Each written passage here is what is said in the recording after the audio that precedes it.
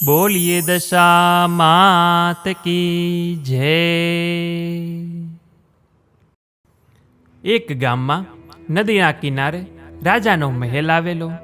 રાણી રોજ ઝરૂખામાં બેસે ને કુદરતી સૌંદર્ય જુએ। એક દિવસે નદીમાં નાહવા ઘણી સ્ત્રીઓ આવી। આ બધી સ્ત્રીઓ શા માટે આવી છે તે જાણવા રાણીએ દાસીને પૂછ્યું તો દાસી બોલી કે રાણીબા, આજે અષાઢ વદ અમાસનો દિવસ છે, આજે દિવાસાનો તહેવાર છે। આ સ્ત્રીઓ દશામાનું વ્રત કરે છે, તેથી નાહવા આવી છે। રાણી તો દોડીને કિનારે એક સ્ત્રી પાસે ગઈને બોલી કે બહેન, મારે દશામાનું વ્રત કરવું છે। ભલી સ્ત્રી બોલી કે સારી વાત છે, આ વ્રત કરવાથી સુખ સંપત્તિ સાંપડે અને કષ્ટ હોય તો દૂર થાય। અષાઢ વદ અમાસ એટલે કે દિવાસાના દિવસે સવારે નાઈને દશામાની કથા કહેવી, સાંભળવી, પવિત્ર જગ્યામાં દશામાનું નામ લઈ કળશ સ્થાપવો, પછી 10 શેરનો દોરો લઈ 10 ગાંઠો વાળવાની અને તેને કંકુ લગાડી હાથે અથવા કળશે બાંધી દેવાનો। કળશનું પૂજન કરી દશામાની ભક્તિ કરવાની અને વ્રત કરનારે 10 દિવસ સુધી નકોરડા ઉપવાસ કરવા પડે। એકટાણું કરે તો પણ ચાલે। 5 વર્ષ સુધી આ વ્રત કરનારને શ્રદ્ધા મુજબ ફળ મળે છે અને વ્રતનો મહિમા એટલો બધો છે કે કહેતા પાર ન આવે। રાણી મહેલે ગઈ અને રાજાને વાત કરી। રાજા બોલ્યો કે વ્રત કરવાથી ફાયદો શું? રાણી કહે કે મન પવિત્ર થાય, તન નિરોગી રહે, દુખિયાને ધન મળે અને વાંઝ્યાને પુત્રનું ફળ મળે। રાજા કહે કે આપણી પાસે વિપુલ ધન છે, એમાં તને શું ઉણપ દેખાય કે વ્રત કરવા તૈયાર થઈ છે? રાજાના અભિમાની વચનથી રાણીને ખૂબ જ દુઃખ થયું। તેણે તો રાજા સાથે રીસામણા લીધા અને આખો દિવસ ભૂખ્યા પેટે દશામાની ભક્તિ કર્યા કરી। રાજાએ દશામાની અવગણના કરી, તેથી દશામાના કોપથી રાજાનું રાજ્ય ખેદાન મેદાન થઈ ગયું। બાકી રહ્યું તે દુશ્મન રાજા રાજ્ય પર ચઢી આવ્યો એટલે રાજા રાણી 2 કુંવરોને લઈ પહેરે લુગડે ચાલી નીકળ્યા। થોડુંક ચાલ્યા બાદ રાજબાગ આવ્યો। તેમાં બધા વિશ્રાંતિ ખાવા બેઠા છે। તે બાગના લીલા ઝાડો ભડભડ સળગવા લાગ્યા। રાણી સમજી ગઈ કે આ માઠી દશાનું પરિણામ છે અને રાજાને પણ એવું જ લાગ્યું અને પછી તેઓ ત્યાંથી આગળ વધ્યા। રસ્તામાં રાણીની સહેલીનું ગામ આવ્યું। ત્યાં રાણીએ ખાવા આપવા કહ્યું ત્યારે છણકા કરીને તે બોલી કે જા જા, હવે છેક અહીં સુધી રોટલાની ભીખ માંગવા આવતા લાજ નથી આવતી? રાજા રાણીએ દેવ્યને દોષ દેતા આગળ ચાલ્યા। કુંવરો ભૂખે તરસે આકુળ વ્યાકુળ થઈ ગયા હતા। એવામાં એક વાવ આવી અને બધા તેમાં પાણી પીવા ઉતર્યા, પરંતુ પગથિયા એવા લીસા હતા કે બંને કુંવરો લપસીને વાવના અથાગ જળમાં ડૂબી ગયા। રાજા રાણી રડવા લાગ્યા। તેમણે પોતાની દશાનો દોષ કાઢ્યો। કલ્પાંત કરતા તેઓ આગળ ચાલી નીકળ્યા। રસ્તામાં રાજાની બહેનનું ગામ આવ્યું। રાજાને મનમાં થયું કે બહેનને મેં વાર તહેવારે ખૂબ જ કપડાં દાગીના આપ્યા છે, તો તે જરૂર દુઃખમાં આશ્રય આપશે। રાજાએ ગામના પાદરેથી એક ગોવાળ સાથે બહેનને ઘેર પોતાના આગમનના ખબર કહેવડાવ્યા। બહેને સંદેશો સાંભળ્યો। તેણે બબડાટ કરીને થોડીક સુખડી માટલીમાં ભરી તેના પર કોળિયું ઢાંકી તેના ઉપર ચંદન હાર મૂક્યો અને પછી લુગડાના કટકા વડે માટલીનું મોઢું બાંધી તે માટલી પેલા ગોવાળને આપીને કહ્યું કે ગોવાળ, મારા ભાઈ ભોજાઈને આ બધું આપી કેજે કે તમારે જ્યાં જવું હોય ત્યાં જાજો। રાજાએ બહેનની ભેટ સ્વીકારી, પણ તેના વચનો હાડો હાડ લાગી આવ્યા હતા। રાણીએ રાજાને કહ્યું કે નાથ, બહેનનું હેત જોઈ લીધું ને? આ તો સુખની સગી હતી। દુઃખમાં ભાઈ કોણ ને ભોજાઈ કોણ? જગતમાં બધી સ્વાર્થની સગાઈ છે। ગામના પાદરે આવેલ ઝાડ હેઠળ બેસી રાજાએ માટલી ઉઘાડી તો કોડિયામાં મૂકેલો ચંદનહાર વીછી થઈ ગયો હતો। રાણીએ કહ્યું કે જોયું ને બહેનનું હેત? રાજાએ માટલી હલાવી કોડિયાને વીછી સાથે દૂર ફેંકી દીધું। માટલીમાં જોયું તો સુખડીને બદલે માટીના ઢેફા હતા। રાજા સમજી ગયો કે બહેન કદી આવું હલકટપણું ન બતાવે, પરંતુ ભાગ્ય રૂઠ્યું છે તેથી આવું થાય છે। આમ વિચારી રાજાએ હિંમતથી પેલું કોળિયું વીછી સાથે ઉપાડીને માટલી ઉપર ઢાંકી દીધું અને માટલીનું મોઢું બાંધીને તેને ઝાડની નીચે જમીનમાં દાટી દીધું. આગળ જતા તરબૂચની વાડી આવી એટલે રાણીએ વાડીના રખેવાળ પાસે એક તરબૂચ ખાવા માંગ્યું. રખેવાળે 2 તરબૂચ આપતા કહ્યું કે બહેન, અત્યારે તરબૂચ ખાવાથી આખી રાત ઓડકાર આવશે, માટે સવારે ખાજો અને જ્યાં જવું હોય ત્યાં જજો. આમ કહી રખેવાળે વાડીના દરવાજા બહાર 2 ખાટલા ઢાળ્યા. એકમાં રાણી સૂતી અને બીજામાં રાજા સૂતો. પેલા 2 તરબૂચ રાજાએ ખાટલામાં જ રાખ્યા હતા. હવે બન્યું એવું કે એ પ્રદેશના રાજાના 2 કુંવરો શિકાર કરવા ગયેલા અને તે સાંજ સુધી પાછા ન ફરતા રાજાએ સિપાઈઓને કુંવરોની શોધ માટે દોડાવ્યા હતા. આ બાજુ રાજા રાણીના કમ ભાગ્યે ખાટલામાં રાખેલા 2 તરબૂચ એકાએક ગુમ થયેલા કુંવરોના મસ્તક બની ગયા હતા. રાજાને આ બાબતની ખબર ન પડી. સવાર પડતા પેલા રાજાના સિપાઈઓ શોધતા શોધતા તરબૂચની વાડી આગળ આવી પહોંચ્યા અને ત્યાં રાજાના ખાટલામાં ગુમ થયેલા કુંવરોના લોહીથી તરબોળ થયેલા મસ્તકો જોઈ તેઓ સમજ્યા કે આ માણસે કુંવરોને મારી નાખ્યા છે. તેથી તેમણે રાજાને પકડી લીધો અને આ ધમાલમાં રાણી પણ જાગી ગઈ એટલે તેને પણ બંદીવાન બનાવી. બંનેને રાજા પાસે લઈ જઈ તરબૂચમાંથી બનેલા કુંવરોના મસ્તક બતાવી કહ્યું કે મહારાજ, આ લોકોએ કુંવરને મારી નાખ્યા છે.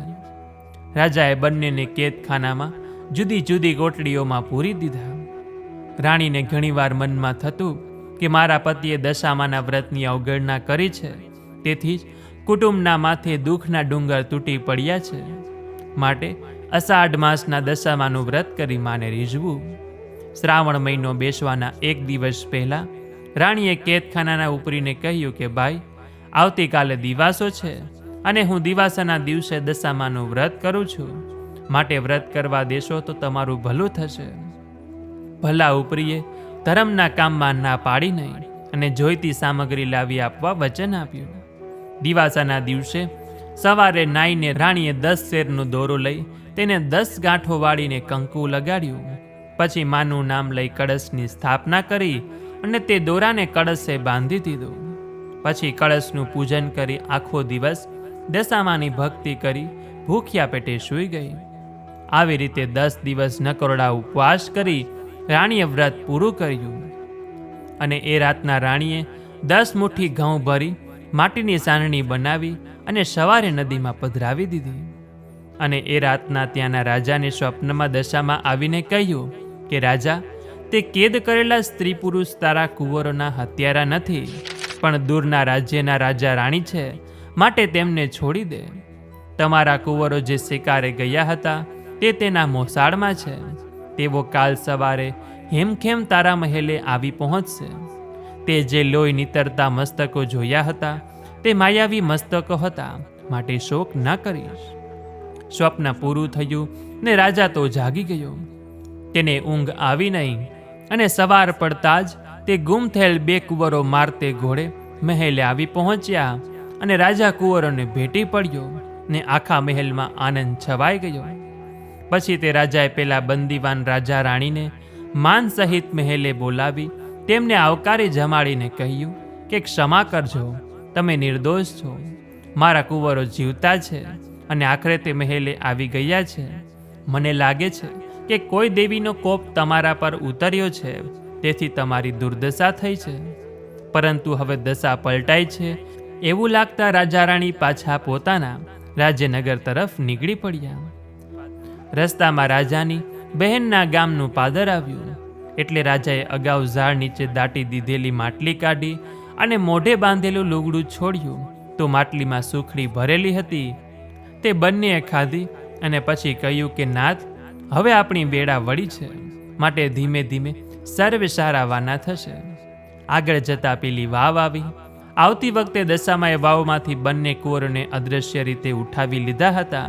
તે રાજા રાણીને પાછા સોંપવા દશામાં ડોશી બની બંને કુંવરોને આંગળીએ વળગાડીને રાજા રાણી પાસે આવી કહેવા લાગ્યા કે વટે માર્ગુઓ, કે આ કોઈના રૂપાળા છોકરા ભૂલા પડ્યા છે તો તમે તેમને લઈ જાઓ. રાજા રાણી પોતાના કુંવરને ઓળખી ગયા અને ચતુર રાણી દશામાને ઓળખી ગઈ. દશામાએ કહ્યું કે તારા પતિએ મારા વ્રતની અવગણના કરી, તેથી તમારી માઠી દશા બેઠી હતી.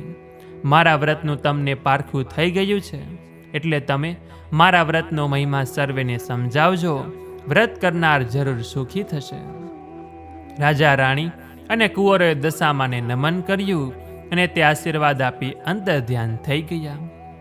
આગળ ચાલતા રાણીની સહેલીનું ગામ આવ્યું તો સહેલીએ બધાને આવકાર આપ્યો અને થોડા દિવસ પોતાને ઘેર રોકાઈ જવા ભાવપૂર્વક કહ્યું. રાણી બોલી કે બહેન, હવે અમારી દશા સુધરી ગઈ. ખરાબ દશા હતી ત્યારે મને ભિખારણ કહી હતી, માટે બહેન તારે ત્યાં મેં કંગાળ શોભીએ નહીં. ત્યાંથી નીકળી બધા રાજબાગ આગળ આવ્યા તો બાગમાં બધા ઝાડો સુકાઈ ગયેલા હતા. ઠેર ઠેર સુકાઈને ખરી પડેલા પાંદડાના ઢગલા પડ્યા હતા. પણ બધા બાગમાં દાખલ થયા તો સાથે જ બાગ લીલોછમ બની ગયો. અને આ જોઈ રાણીએ રાજાને કહ્યું કે જોયું ને, આપણી દશા ફરી એટલે આપણે જ્યાં જઈએ ત્યાં વધાવી લેવામાં આવે છે. માળીએ આખા ગામમાં સમાચાર ફેલાવ્યા એટલે પ્રજામાં હર્ષ વાપી ગયો અને બધા બાગ આગળ આવ્યા. દુશ્મન રાજા જેણે આ રાજાનું રાજ્ય પચાવી પાડ્યું હતું તે આ રાજ્યનો કબજો લીધા પછી બહુ હેરાન થઈ ગયો હતો. તેથી તે અસલ રાજાને રાજ્ય પાછું સોંપવા માગતો હતો. તે પણ ખબર મળતા રસાલા સાથે રાજબાગમાં આવ્યો અને પોતાની ભૂલ કબૂલ કરી રાજાને તેનું રાજ્ય સંભાળી લેવા કહ્યું. લોકોએ હર્ષનાથથી રાજાની વિનંતીને સ્વીકારી લીધી અને પછી રાજા રાણી અને કુંવરો વાજતે ગાજતે મહેલ ગયા અને અસલ રાજાએ બધો વહીવટ સંભાળી લીધો. દશામાના પ્રતાપથી રાજા રાણી પાછા સુખમાં રહેવા લાગ્યા. રાણી દર વર્ષે દિવાસાના દિવસે દશામાનું વ્રત શરૂ કરતી. 10 દિવસ સુધી નકવડા ઉપવાસ કરી માટીની સાંડણી જળમાં પધરાવી વ્રતની પૂર્ણાહુતિ કરતી. આવી રીતે 5 વર્ષ રાણીએ દશામાનું વ્રત કર્યું. 5 વર્ષે વ્રતની પૂર્ણાહુતિ થતાં રાણીએ વ્રતનું ઉજવણું કર્યું. તેમાં ઘણા બ્રાહ્મણોને જમાડ્યા અને પછી એક રૂપાની સાંડણી બનાવી રાખી હતી. તે ગામમાં મોટા પંડિતને દાનમાં આપી તેમના આશીર્વાદ મેળવ્યા. હે દશામાં, જેવી રીતે તમે રાજા રાણીની દશા વાળી, તેવું જ તમારું આ વ્રત કરનાર, વ્રતકથા વાંચનાર, સાંભળનાર, આ વિડીયો જોનાર, સાંભળનાર સર્વનું કલ્યાણ કરજો. તો બોલીએ દશા માત કી જય. તો આ વિડીયો પસંદ આવ્યો હોય તો લાઈક કરજો. અમારી ચેનલમાં નવા હોય તો સબસ્ક્રાઈબ કરવાનું ભૂલતા નહીં, કે જેથી કરીને આવા જ અવનવા વિડીયો આપ સૌને મળતા રહે. તો આ સાથે હવે મને રજા આપો. મળીશું ફરીથી એક નવા વિડીયોમાં. ત્યાં સુધી આપ સૌ લોકોને અમારી ચેનલના જય શ્રી કૃષ્ણ. ધન્યવાદ. મારી સાથે દશામાની વાર્તા સાંભળવા બદલ આપ સૌ લોકોનો ખૂબ ખૂબ આભાર.